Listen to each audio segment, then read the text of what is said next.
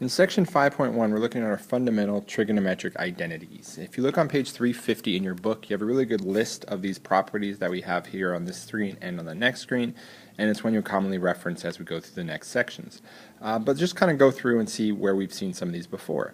The reciprocal identities are ones we saw when we first introduced the different trig functions. You should by now know that sine is the reciprocal of cosecant, cosine is the reciprocal of secant, and tangent is the reciprocal of cotangent. We then have the quotient identities, and since tangent we know is opposite over adjacent when we're thinking about in a unit circle, we're looking at angles, sine being the opposite, cosine being the adjacent, we can just say that tangent is sine over cosine. Cotangent, since it's the reciprocal of tangent, becomes cosine over sine. Now the bottom three, the Pythagorean identities, are three common ones we're especially going to use as we start using different trig functions in this chapter, and you're going to start recognizing these more and more.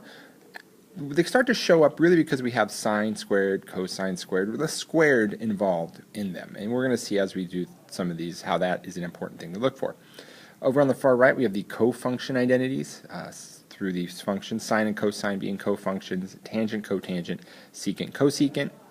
And this we can relate back to when we looked at graphing in chapter 4. If you shift the functions on the graph, it gives you the same function, or it's cofunction I should say. If I did a horizontal shift for sine, it could get me to cosine, tangent, cotangent, secant, and cosecant. Moreover, they're really the complementary angles of each other. So sine of 30 degrees would be cosine of 60 degrees. Tangent of 45 degrees would be cotangent of 45. They're complementary.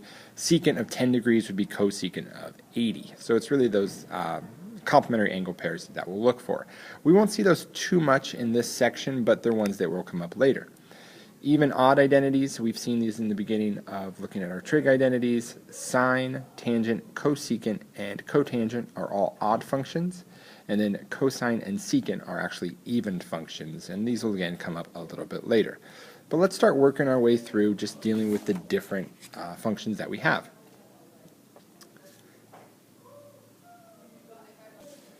So I have sine of x equals 1/2 and cosine is greater than 0. I need to find all the other trig functions. So if I started with just sine of x being 1/2, I know automatically that cosecant of x would be 2 because it's the reciprocal of sine. Now, that takes care of two of them.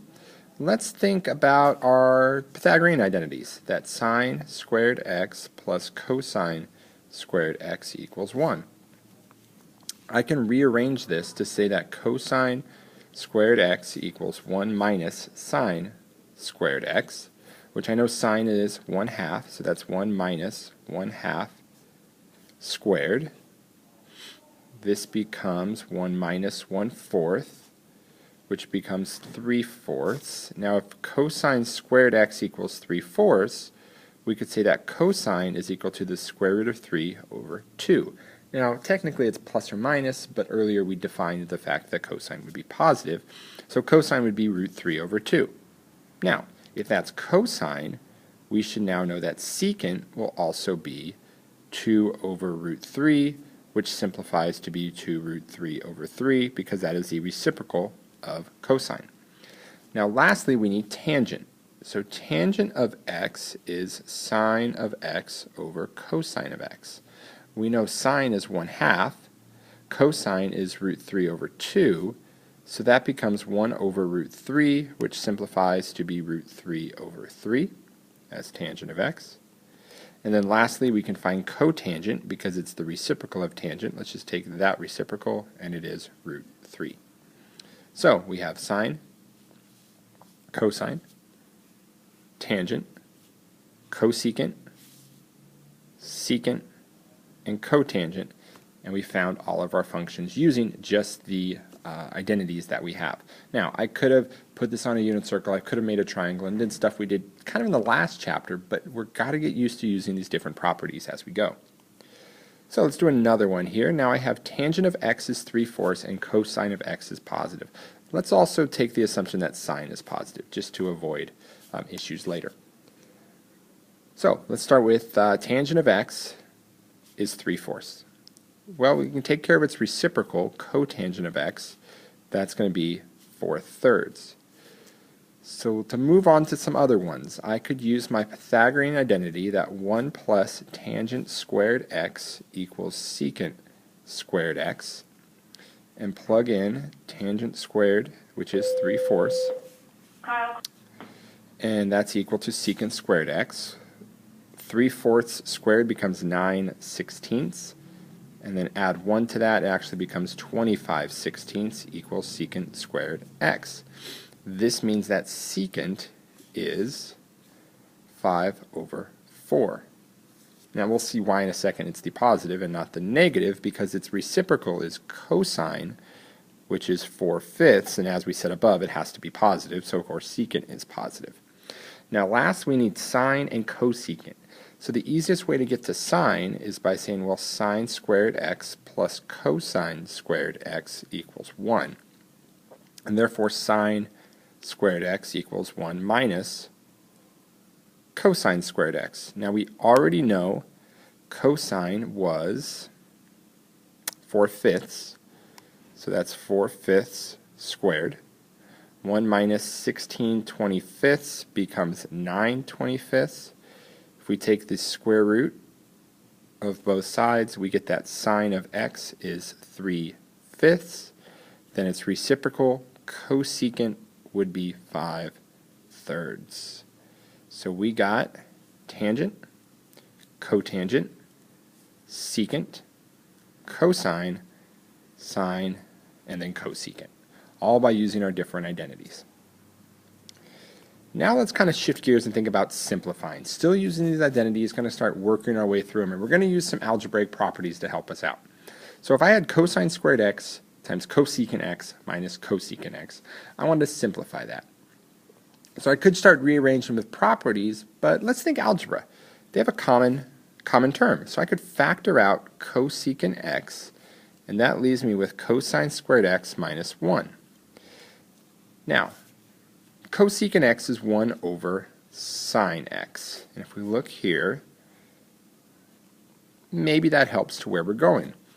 Now cosine squared x and a 1. This relates to our Pythagorean identity, where it's sine squared x plus cosine squared x equals 1, where we could say that sine squared x equals 1 minus cosine squared x, which is not the direct same value that we want to substitute, but if we then multiplied both sides by -1, becomes negative sine equals cosine squared x minus 1. So I'm going to replace cosine squared x minus 1 with negative sine x squared, or sine squared x. So we bring down what we have. It's now 1 over sine x times negative sine squared x. This becomes negative sine squared x over sine x. We reduce and we get negative sine x. So we've simplified down to its basic form, but maybe we can do some more factoring. If I look over at the top right, I have 1 minus cosine squared x. Now let's imagine this was a squared minus b squared, or a difference of two squares. Back in algebra, we would have said it's a minus b, a plus b.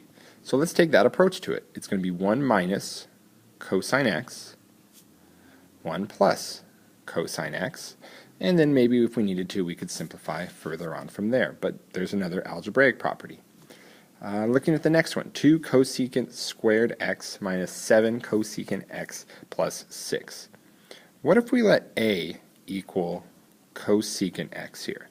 What would that do? It would look like that's 2a squared minus 7a plus 6, which we could actually factor, because that becomes 2a squared minus 3a minus 4a plus 6, and this is just factoring it by breaking it apart, and we get to a minus 2, 2a minus 3, and then by substituting back in cosecant x, it's cosecant x minus 2 times 2 cosecant x minus 3.